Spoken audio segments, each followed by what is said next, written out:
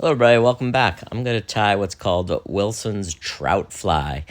I first came across these patterns reading Fly Anglers online, and I saw one of my favorite tyers had written this article. The tyer's name is Eric Austin. He's got a great channel, also does a bunch of videos, which I'll link in the description. And he was sort of explaining the history of this fly. As you know, I do love Bergman wet flies and tied them, as does Eric. And the Wilson fly, and I believe the Wilson ant is listed in Bergman. But it turns out that the recipe for the patterns are not quite correct and are tied, with quill slips, a la typical Bergman style. In that, Jayetz and Leonard's book Flies has the correct recipes for these flies, but doesn't explain the method for the particular fly. And Eric had discovered in Terry Hellickson's book from 1976 called Popular Fly Patterns, a little bit of a write-up of exactly how these Wilson patterns were tied. And instead of a wing with wing slips, they're made from single duck breast feathers. Most of them are teal, tied concave side up, so that there's a curvature to it. And as it goes through the water, it makes a little bit of a vibration. It bounces, hopefully attracting fish. Some of them use a brown breast feather as well, maybe a hen mallard, not sure.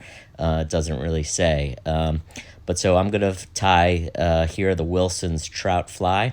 The recipe for that one is it has uses black thread, Mustad hook, which I showed, a little red floss tag or tip, and peacock herl body with ribbing of red, and then a ginger hackle beard, and then that teal breast feather.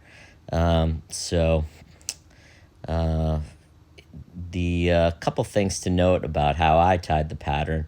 The red tag with the red floss, I tied in 2 pieces of floss, and I used one of them to actually wrap the tag, and then I used the other one to pull over to hold the tag after fishing a while so it doesn't slip down.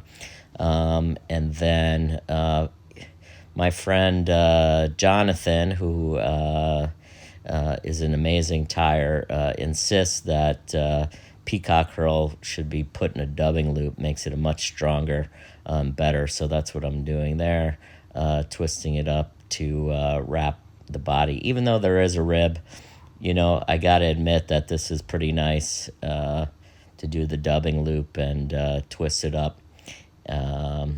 It does make for a stronger, nicer type body. I think I use about 4 herls there. Just twisting it up, wrapping it forward, and gonna tie it off now. 2 wraps is plenty. Cut it off, and I use the floss instead of a red thread. I'm just gonna cord it up to make it like a thread, and spiral it up through in the same direction as I wound. So that way it further tightens it as we go. And then for the beard here, or the hackle, I'm just going to use a ginger hen cape feather, and stroke the fibers back by the tip, tied in by the tip here, and wrap that back.